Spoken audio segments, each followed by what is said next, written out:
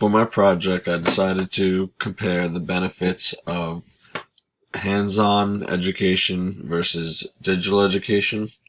And I struck upon a couple good sites, and this was one of them, where they compare online education or digital education to traditional education, which is considered in-class education. And what's nice is they kind of give you an overview up in the paragraph up here where they're going to talk about.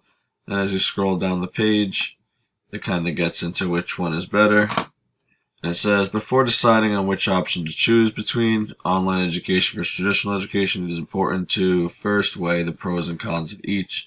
You must objectively look at the strength of both options and pick one that offers more solid benefits. Okay, this is to fit the overall general public.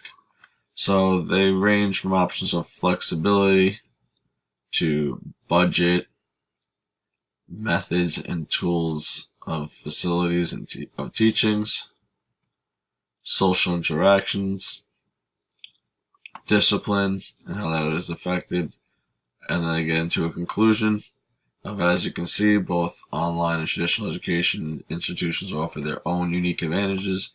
They equally come with their own set of challenges. That means any student wishing to enroll for any degree program must weigh between online versus traditional education benefits. A student can look at it from a perspective of flexibility, affordability, practicality, discipline of taking courses. It's upon the student to decide which education system between the online and traditional to enroll in. It boils down to getting practical skills on a given field of career or expertise. Online system of education can work better for some, while others, the traditional on-campus education is the best for pursuing degree courses. I can directly relate to this simply because when I was taking my undergrad program to become a technology education teacher, that meant I needed to learn how to use different machine tools. I needed to learn how to work with different materials such as wood, metal, and polymers. And if I didn't get that hands-on experience, I wouldn't be able to teach it or explain it or express it to my kids as well as I did. Taking my master's program, I'm doing everything completely online because I feel the information that I need to learn can definitely be discussed over a digital network. Another page that I liked, another website, was this: learning by doing helps students perform better in science.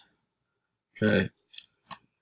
And it gives you a couple more overviews, and as you scroll down the page, you get some feedback of how the brain works better when it's using hands-on concepts. Another website that I liked over here was the NEA Policy Statements on Digital Learning, the National Education Association. Okay, they want to ensure equity to meet the needs of every student. They want to support and enhance educator professionalism. They want to enhance and enrich student learning. The role of the association of promoting high-quality digital learning. These are just a few of the websites that I plan on using. There's one last website here where there's a case study done by Purdue University. And here it says that they've had a study of 126 8th graders from 10 different science classes. It was conducted in a rural, racially diverse Indiana middle school. Nearly 30% of the middle school's population is ethnically diverse, and 57% of the total student population receives free or reduced price lunches. And then it gets into a whole description of how some students perform better with hands-on learning and some students perform better with digital learning.